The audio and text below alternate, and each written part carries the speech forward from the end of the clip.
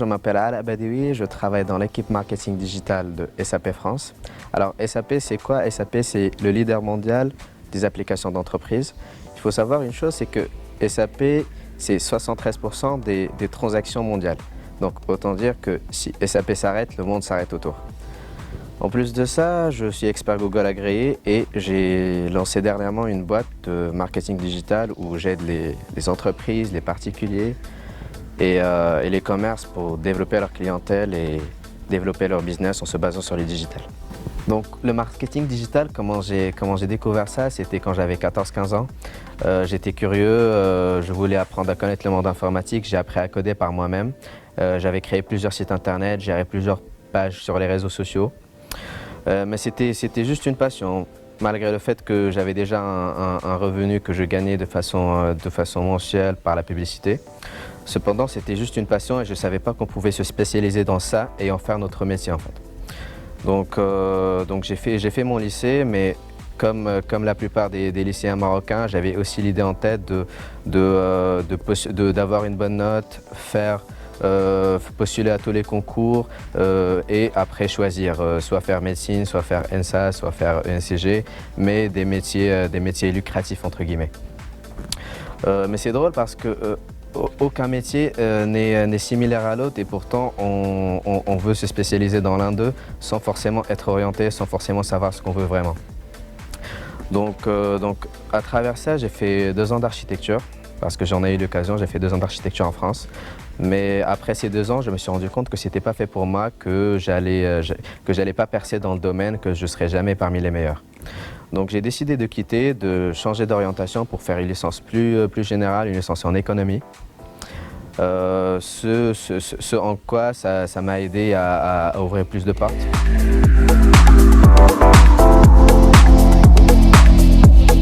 En 2e année où j'étais en licence, j'avais eu la chance d'assister à un forum de Google où j'ai découvert les métiers du digital et le potentiel énorme que ça avait. Et là, c'était en fait la révélation. Je me suis dit que c'est ça que je voulais faire et que j'étais fait pour ça. Donc ce que j'ai fait, c'est que j'ai décidé d'augmenter mon expérience professionnelle de façon exponentielle. Ce que je faisais, c'est que je sortais avec mon ordinateur dans la rue et je demandais aux restaurants, aux commerçants ou n'importe quel commerce que je trouvais à proximité si c'était possible de leur faire leur site internet ou de gérer leurs réseaux sociaux et ça marchait. J'y allais à l'audace et ça marchait. Donc quand j'ai fini ma licence, j'avais déjà un grand bagage et beaucoup d'expérience professionnelle que j'ai su faire valoir pour intégrer un master en alternance en marketing digital et data analytics dans l'une des meilleures écoles spécialisées en ça à Paris.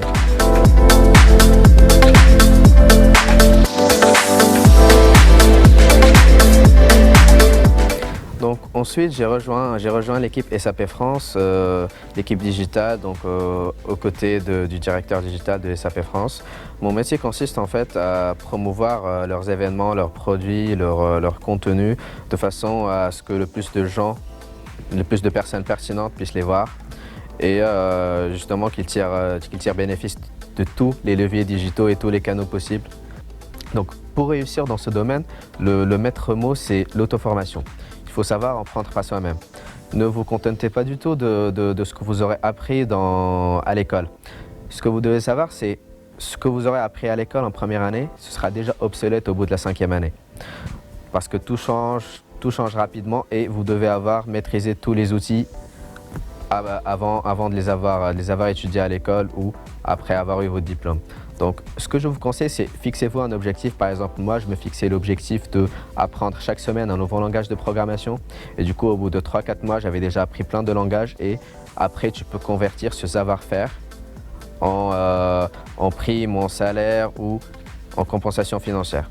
Donc pour conclure, quel que soit le parcours que vous aurez fait, quelle que soit la formation, quelle que soit l'idée que vous aurez eue avant, posez-vous la question de si vous êtes heureux et si c'est le métier que vous voulez faire toute votre vie. Si c'est le cas, c'est tant mieux. Si ce n'est pas le cas, n'hésitez pas à tout changer et à faire un métier qui vous passionne vraiment et où vous serez le meilleur et où vous pourrez vraiment percer.